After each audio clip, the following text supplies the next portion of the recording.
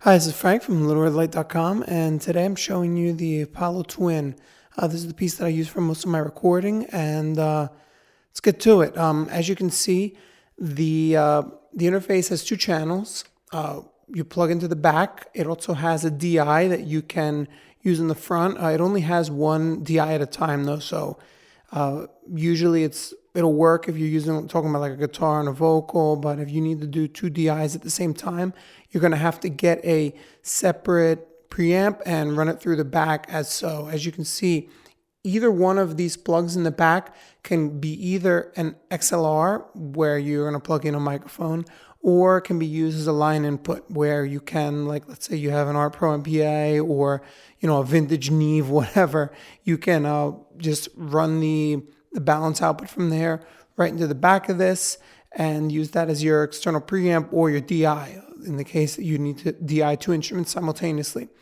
When you are using an XLR, when you're recording a mic, you're going to go over here, select the with the pinwheel, you're going to increase the gain. As you're going to see on the bottom here, this button here will allow you to switch the input. Right next to it, you have a high pass filter. You can cut or a low cut. It has phantom power as well. You have another button that it enables a pad if you have like a really hot signal coming in, that'll tame that for you, and a phase invert. And this last button is the link button, which will allow you to link both inputs so that you have a stereo input, and you just control the gain with one channel. The interface also has its own headphone output right here. You can control that by pressing the button right here, lower your headphone volume, raise the headphone volume. Pressing that same button will lead you over to your monitors, where you can then control the volume of the monitors actually coming out of your DAW. Now, if we look around in the back, you're going to see that right here you have the output or the connector for the Thunderbolt to your computer. This interface uses Thunderbolt. Thunderbolt is a protocol that has the fastest transfer of data that's available in the market right now. Maybe it's comparable to USB 3. I'm not going to really get into that, but pretty much it's going to give you something better than what you're normally going to see with FireWire or with USB 2.0. It's something that I've used in the past, a PCIe card on my old system, and I'll say that the latency with this is better than what I saw when I was running the PCI card on Windows. It's a phenomenal it's a phenomenal protocol, and I can't wait to see more and more manufacturers putting out something to go along with it.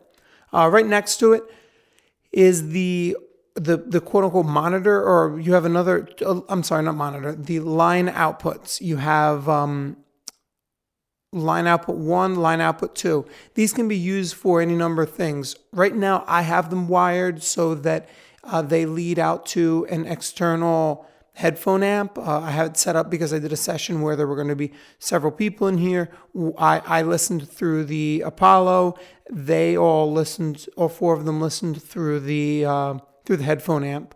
This is something that you could also use if you ever wanted to use any outboard equipment. Now, remind you, there's only two channels, so you can either do one stereo outboard, let's say using a bus compressor or whatever, or you can use two monos, naturally. So sometimes I use this to send a signal out to my warm audio, my WA76. I want to get some of that outboard 1176 compression on it, and other times, like you can see now, I use it for the headphone amp. Right next to there you have the two main monitor outputs. These are the outputs that are going to be controlled with this monitor knob in the middle, the big knob. Turn it up, turn it down, get the right volume that you want for your stuff. If you have any questions about this piece, I'm just going to tell you, I've had it several months. I love it. It's solid as a rock. It sounds phenomenal, and I didn't really spend a lot of money on it. in addition to that, it also came bundled with several plugins as well that are of the best quality that you can find out there. UAD plugins are second to none. They are actually powered by a DSP chip right inside of the interface, so you're not using your CPA or your CPU or your RAM to run them. If you have any questions about the piece, please leave me a message over here. I hope that you were able to get some use out of this video and enjoy recording.